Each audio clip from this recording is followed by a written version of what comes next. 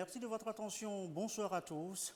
L'actualité ce soir, demain, vendredi, capitale de la conférence des ministres UEMOA en charge de l'emploi et de la formation professionnelle. En prélude à cette rencontre, les experts ont élaboré les documents d'orientation des travaux. Ils se sont réunis, eux, ce jeudi, toujours à Lomé.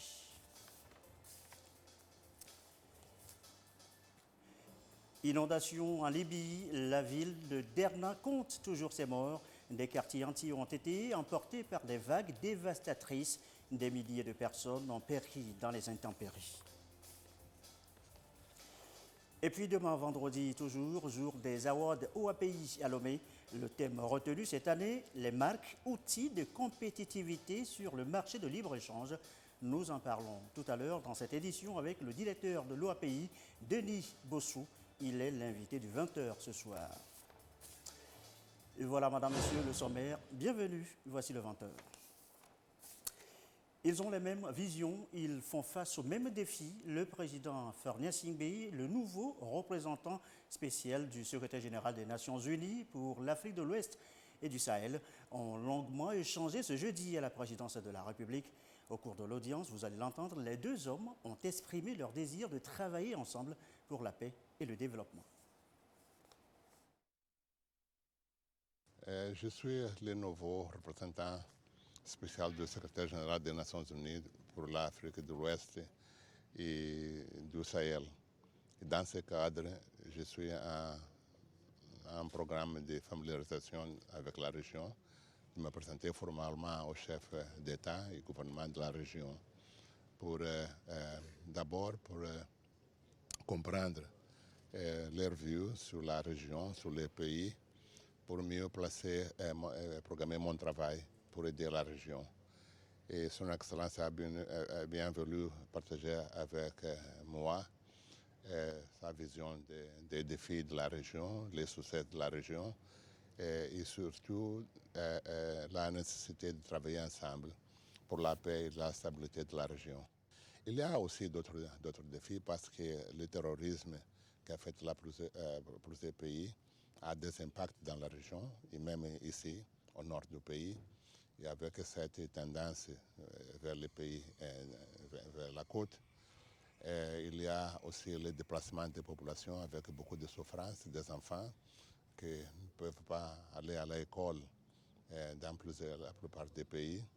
Il y a aussi le changement climatique qui affecte aussi les pays. Donc, il y a pas mal de défis, mais il faut qu'on travaille ensemble et que les institutions régionales travaillent ensemble en concertation pour minimiser les impacts dans la région. Et voilà donc le représentant spécial du secrétaire général des Nations Unies pour l'Afrique de l'Ouest et du Sahel, reçu en audience ce jeudi à Lomé par le président Faure Gnassingbé. En finir avec la drogue et les autres substances toxiques. Eh bien, c'est un des engagements du président de la République.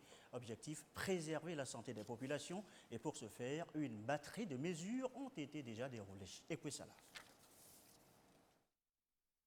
Drogue, chicha, alcool, cigarettes, les substances psychotropes ne sont plus vraiment les bienvenues au Togo. Le gouvernement, sur les instructions du président de la République, Faure Eswazimana Gnassingbé, intensifie la lutte contre leur promotion et leur consommation. Devenu un problème de santé publique et d'insécurité pour le gouvernement, ces substances sont à combattre à tout prix. Des contrôles et des actions sont renforcés pour limiter la casse. Et chaque année, ce sont des dizaines de tonnes de ces matières nocives qui sont saisies et détruites par les autorités togolaises.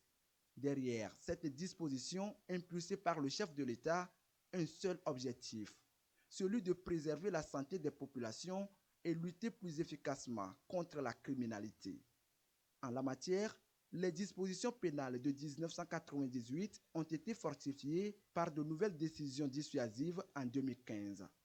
Conformément à la loi en vigueur dans le pays, la détention, l'achat, la consommation, la culture des plantes et substances classées stupéfiants ou psychotropes sont interdits et punis. Maintenant, l'alcool et la chicha sont aussi dans le viseur des autorités. Dorénavant, leur vente et consommation, surtout dans les lieux publics, lieux de travail, transports en commun, sont interdites et punies. Cette décision du gouvernement rejoint une autre offensive. Le sommet anti-médicaments contrefaits organisé à Lomé en janvier 2020 à l'actif du chef de l'État, Faure Essozi-Mnanya Singbe.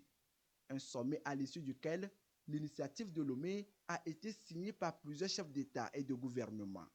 C'est un accord international qui vise à criminaliser le trafic de faux médicaments, responsable de plus de 100 000 morts par an en Afrique, selon l'Organisation mondiale de la santé. Face au fléau, le Togo se veut inflexible. Depuis 2015, le pays a mis à jour son code pénal. La peine encourue par les trafiquants de ces médicaments est désormais de 20 ans de prison et 50 millions de francs CFA d'amende. Annoncé tout à l'heure au sommaire, fin à Lomé ce jeudi de la réunion préparatoire de la 14e conférence des ministres UEMOA en charge de l'emploi et de la formation professionnelle.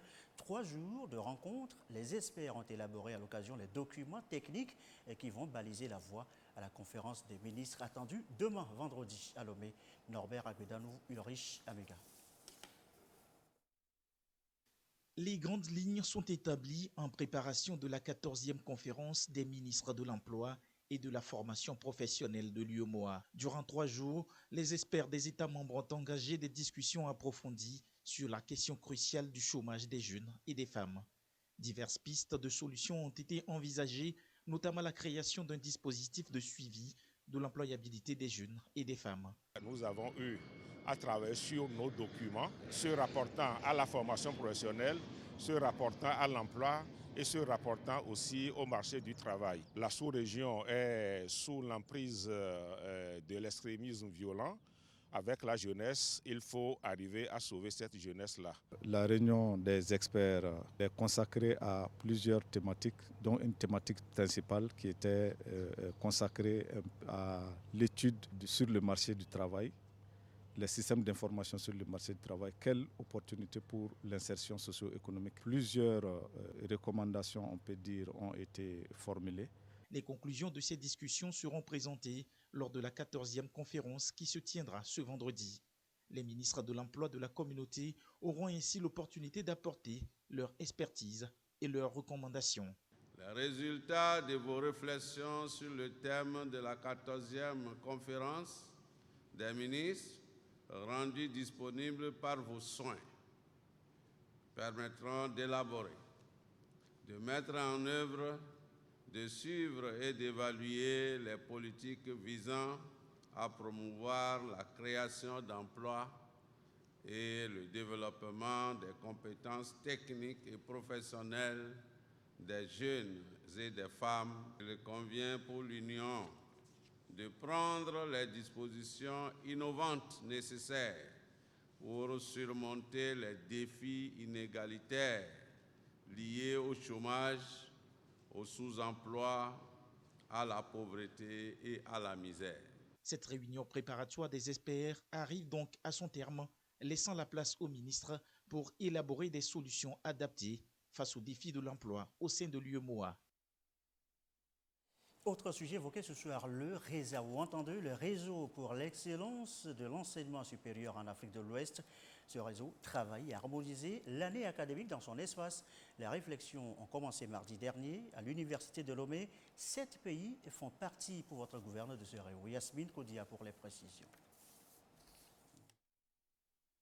La superposition des calendriers académiques dans la plupart des institutions d'enseignement supérieur, UEC publiques, les années blanches ou des retards de plus en plus prononcés dans l'achèvement des années académiques sont de plus en plus constatés dans les universités d'Afrique.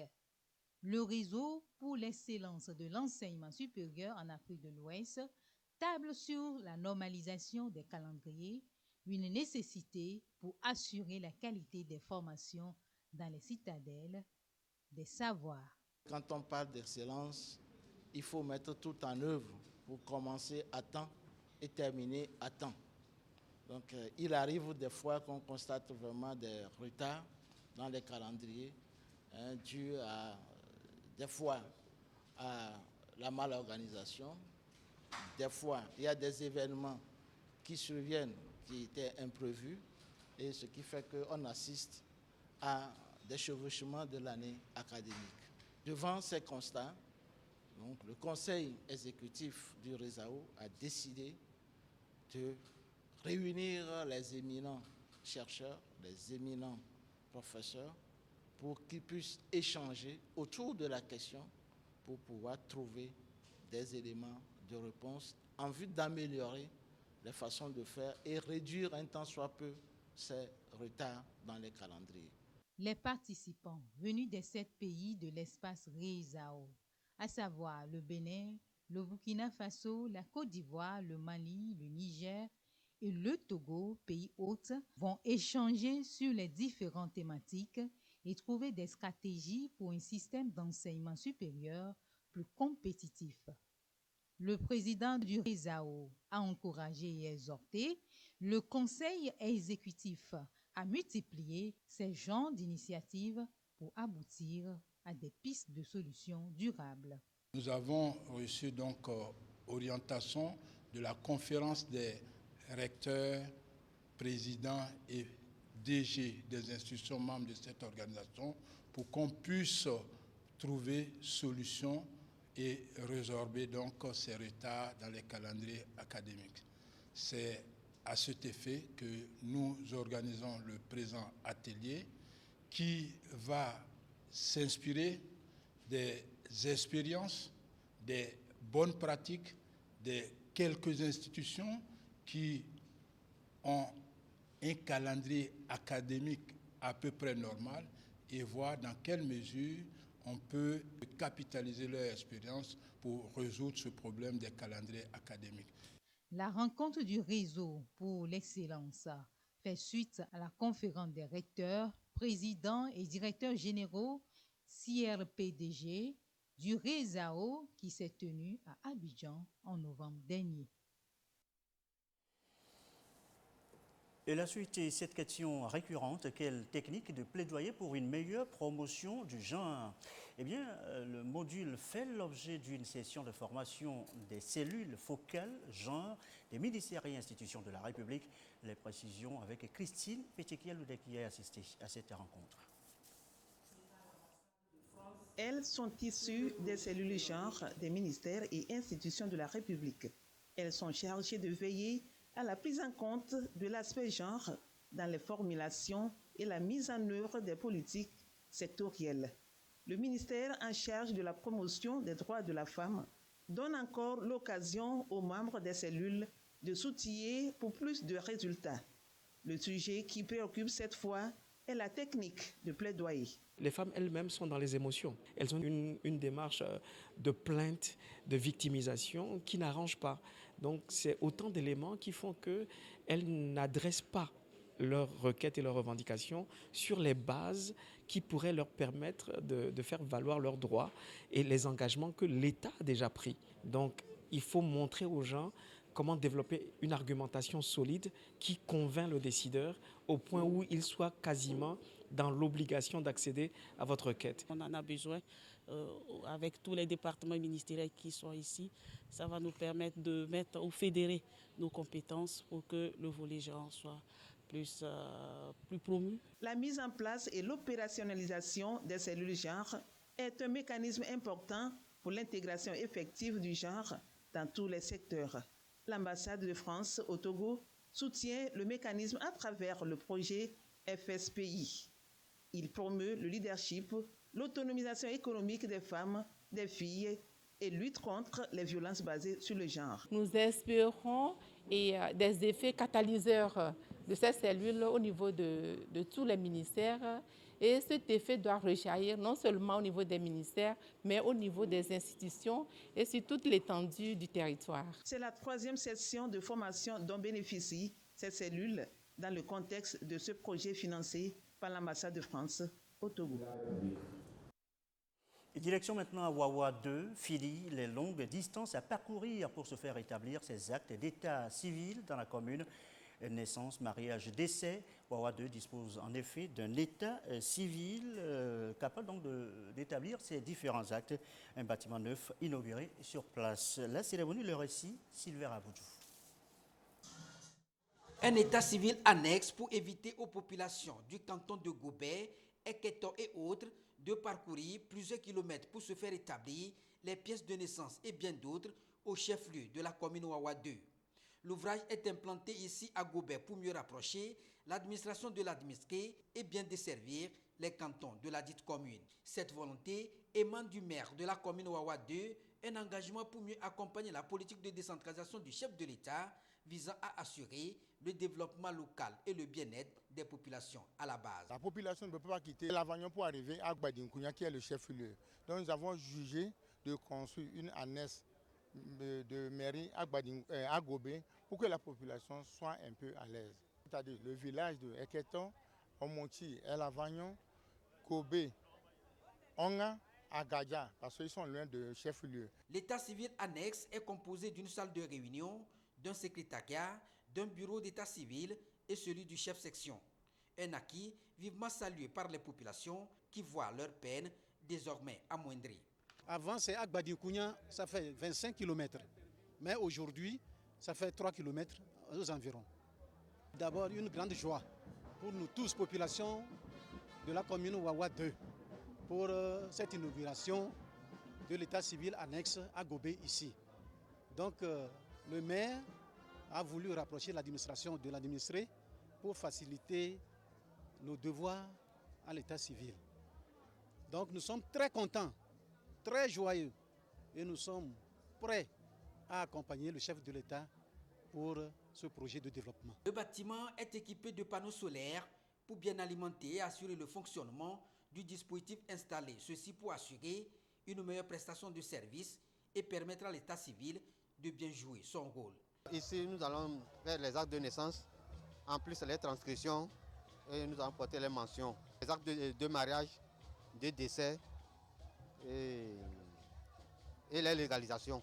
Nous avons des difficultés à aller faire ces pièces-là avant. Mais aujourd'hui que cette situation où ce local est implanté à Gobé, nous savons qu'aujourd'hui la population est très contente pour des dépenses de distance. À travers l'implantation de ce bâtiment, bien d'autres projets sont également en cours pour mieux répondre à la vision pragmatique du chef de l'État et la feuille de route gouvernementale pour davantage contribuer à une véritable inclusion sociale de la population. En marge de cette inauguration, certains cadres ont été distingués pour leur engagement dans la préfecture. Connaissez-vous la JSFDT, définition Jeunes sans frontières pour le développement, un mouvement politique en soutien au chef de l'État? En savoir plus, eh bien, rendons-nous à cette rencontre avec les jeunes à Takwame, et c'est en compagnie de Sylvain Raboutou.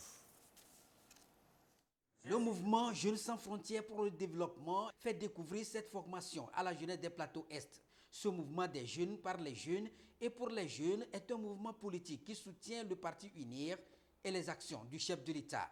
À travers ces échanges, il s'agit pour le comité national d'informer et de sensibiliser la jeunesse sur ce mouvement et les valeurs qu'il incarne. Ceci pour un engagement massif des jeunes visant à mieux accompagner la vision et les ambitions du président de la République, Foreso Zimnanya Singbe, un mouvement dont la mission est ici déclinée. Nos actions s'inscrivent entièrement dans la vision de la politique du développement de son Excellence, M. Foreso Zimnanya Singbe, président de la République, président de notre grand parti Union pour la République. En effet, le mouvement JSFDT a pour objectif d'encourager l'engagement actif des jeunes dans la société, de favoriser une citoyenneté responsable. L'ambition, c'est d'amener les jeunes à adhérer au mouvement pour un engagement participatif visant à renforcer les valeurs de paix, de solidarité et de cohésion sociale. Il s'agit donc de ce message que nous avons apporté, de conserver ces acquis de paix, de sécurité et de développement déjà fondés par le président de la République et tous les acquis que nous avons. Nous avons parlé à la jeunesse d'être engagée aux côtés de notre grand parti UNIR pour œuvrer ensemble au rayonnement de ce grand parti à travers des scores incontestables et incontestés dans les jours à venir. Et pour la bonne marche de cette vision, un bureau préfectoral a été mis en place pour le compte de la préfecture de Logou. Nous irons aux confins de notre préfecture, la préfecture de Logou, pour rechercher les indécis, ceux qui tergiversent encore, pour pouvoir les convaincre, pour améliorer le score dans les moments à venir. C'est une fierté totale. Et je prie le man des ancêtres, Dieu, qui nous aide à bien accomplir notre mission. Un bureau sera également mis en place dans chaque préfecture par chaque responsable des jeunes. Ceci pour mieux rassembler la jeunesse en vue de promouvoir les idéologies du Parti UNIR dans sa marche vers le progrès.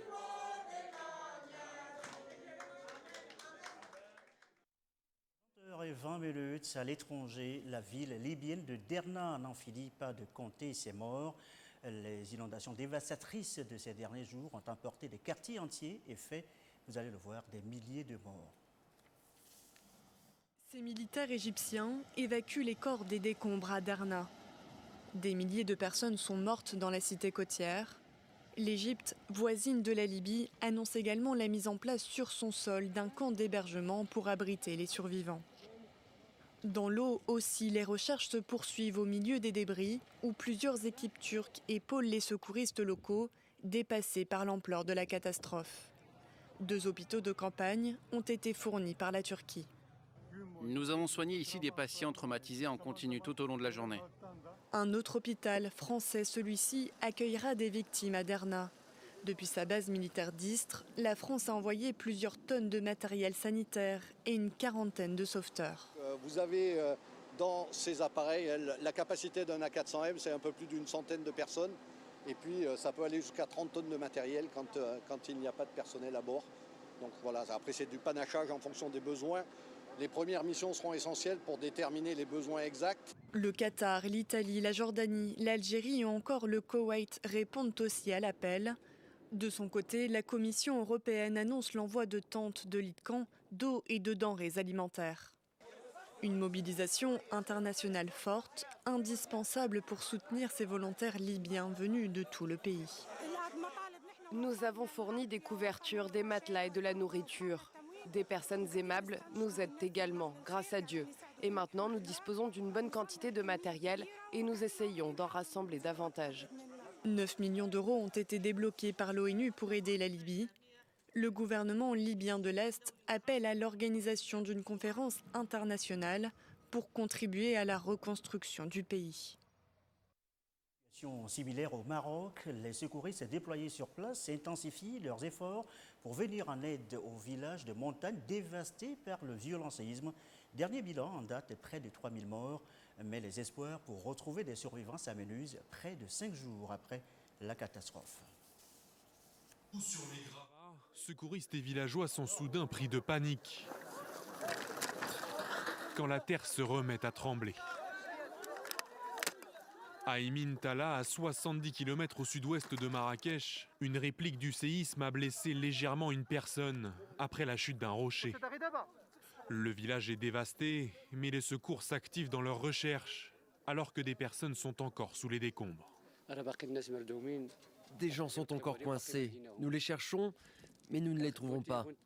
Tout à l'heure, un téléphone a sonné. Un téléphone sonnait, mais nous ne pouvions pas trouver son propriétaire. Un homme qui est mort probablement. Son téléphone sonne encore, mais nous ne l'avons toujours pas trouvé. Des images de dévastation partout dans la région, ici à Igerman, ou encore dans le village de Tikt. Accessible par ce lacet tracé dans la montagne, les habitants y voient arriver au compte-gouttes des camions remplis de vivres. Encore trop peu pour ceux qui ont tout perdu. On a des dons pour manger et de quoi nous couvrir, mais pas de logement. Bientôt, il va pleuvoir, il fera plus froid et nous serons complètement démunis. Et puis, il y a beaucoup d'enfants ici. Les habitants reprochent aux autorités de ne pas leur venir en aide. Dans la région, ce sont les civils qui s'organisent. Nous ne sommes pas une association, nous sommes des volontaires, des civils. On a lancé une initiative sur Facebook et Dieu merci, elle a eu beaucoup d'écho. De son côté, le gouvernement marocain, par la voix de son chef, Aziza Kanouche, a assuré que tous les citoyens qui avaient perdu leur logement recevraient des indemnités.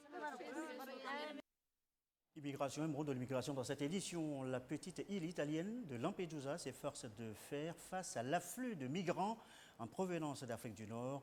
près de 7000 personnes, soit l'équivalent de toute la population locale. Cela dit, retour chez nous au Togo et justement Lomé, justement, capitale demain depuis hier des Awards OAPI. Le thème de cette année, les marques, outils de compétitivité sur le marché de libre-échange. Pour en savoir plus, eh bien, nous recevons donc ce soir M. Denis Bossou, qui est donc le directeur de l'OAPI. Monsieur Bossou, bonsoir. Merci d'être là, de répondre à nos questions. Première question, justement, quels sont les objectifs que visent cette année les awards de la marque OAPI? Oui, merci. Permettez-moi d'entrée de jeu de remercier les autorités togolaises pour avoir bien voulu abriter cette cérémonie qui est organisée par l'Organisation africaine de la propriété intellectuelle, dont le Togo est un membre éminent. Les awards de la marque sont en effet une manifestation visant à faire la promotion des marques de produits et de services que détiennent les entreprises. Et donc l'objectif principal, c'est d'inciter nos opérateurs économiques à détenir suffisamment de marques et surtout à détenir des marques fortes qui peuvent aller sur des marchés internationaux et ramener des devises aux États. Ça a commencé depuis hier et l'apothéose c'est donc samedi prochain le 15. Combien de marques étaient en compétition et combien sont-elles nominées pour les prix mis en compétition? Alors, nous avons de façon formelle pour les entreprises qui se sont portées candidates, nous avons reçu 175 candidatures et il y a eu une première sélection qui a été faite par des structures techniques et nous sommes là avec une quinzaine de marques qui ont été sélectionnées dans différentes catégories de prix. Mais c'est le lieu d'indiquer aussi qu'au-delà des 175 qui se sont portés candidats, c'est plus de 8 à 10 000 marques que nous enregistrons par an. Vous faisiez donc allusion aux catégories. Combien, quelles sont ces catégories de récompenses retenues justement pour la cérémonie de demain? Non, nous avons principalement 4 catégories. Il y a le Grand Prix des Awards de la marque OAPI qui s'adresse aux entreprises de grande taille ou de taille moyenne qui disposent quand même d'un certain nombre un portefeuille de marques et surtout qui ont de grandes marques. Nous avons la catégorie qui sera récompensée par le prix régional de la marque OAPI. Et cette catégorie concerne les entreprises qui font un effort d'expansion sur le territoire des 17 États membres que comporte l'OAPI. Et nous avons une troisième catégorie qui est le prix de la PME qui, là, s'adresse aux petites et moyennes entreprises qui font l'effort de détenir des marques et surtout qui essaient de se développer grâce à ces marques. Et nous avons une dernière catégorie qui intéresse particulièrement la population togolaise, c'est le prix du public. Alors il s'agit là pour la population togolaise dans son ensemble, grâce à un système de votation, de désigner parmi 5 marques togolaises celle qu'elles estiment être la marque de leur cœur, donc qui obtiendra le prix du public. Et demain, ce sera donc... non, samedi, c'est samedi, vendredi, oui, 15, voilà, 15 demain. L'édition 2023 de Lomé, quelle sera sa particularité, la touche? Alors, sa particularité, justement, c'est que nous sommes à la 4e édition et pour la première fois, l'OAPI a mis en place une catégorie spéciale destinée aux petites et moyennes entreprises. Pour la simple raison que lorsque vous mettez les PME et les grandes entreprises ensemble, vous amoindrissez leurs chances. Et puis par ailleurs, sur le plan économique, les PME représentent l'essentiel du tissu économique et donc il fallait saluer cet effort des promoteurs de PME. Ce sera donc tout. Y aura-t-il une dernière précision assez rapidement en 2 secondes? La dernière précision, c'est que demain, à l'hôtel du 2 février, nous aurons la soirée de gala où le jury qui a été mis en place à cet effet va dévoiler l'ensemble des 4 marques lauréates de cette édition des Awards de 2024. Monsieur Denis Bossou, vous êtes le directeur de l'OAPI. Merci d'avoir répondu à toutes nos questions. Donc l'événement, on rappelle, donc ce sera demain à l'hôtel de février, l'apothéose donc de cette édition OAPI Award à Lomé. Merci beaucoup. Ce communiqué, avant de refermer cette édition du soir, communiqué en rapport avec la réouverture de Rock Hotel d'Atakwame, le ministre de la Culture et du Tourisme informe le public et les usagers qu'après 3 mois de fermeture pour travaux, Rock Hotel réouvre ses portes le 1er octobre 2023. Cet hôtel 2 étoiles de 27 chambres construit dans les années 1970 est idéalement situé sur l'une des 7 collines de la belle ville d'Atakwame. Après une partielle rénovation en 2010, il était temps de lui redonner un nouveau look afin de le rendre plus lumineux, romantique et attrayant pour les clients. Des travaux de rénovation en profondeur ont été réalisés. Aujourd'hui, Rock Hotel d'Atakwame est le point de chute idéal pour flâner dans les montagnes et avoir une vue panoramique sur la ville d'Atakwame, se ressourcer au jardin des plantes, un endroit propice pour les séjours en famille, entre amis et pour les affaires. Le ministre de la Culture et du Tourisme réitère toutes ses excuses à tout le public, notamment les usagers du dit hôtel, pour les désagréments liés à cette fermeture temporaire. Voilà donc qui referme cette édition du soir. Merci à vous qui nous suivez de partout ce soir sur la télévision togolaise, notamment dans Wawa 2. Et comme d'habitude, toujours fidèlement. Belle soirée.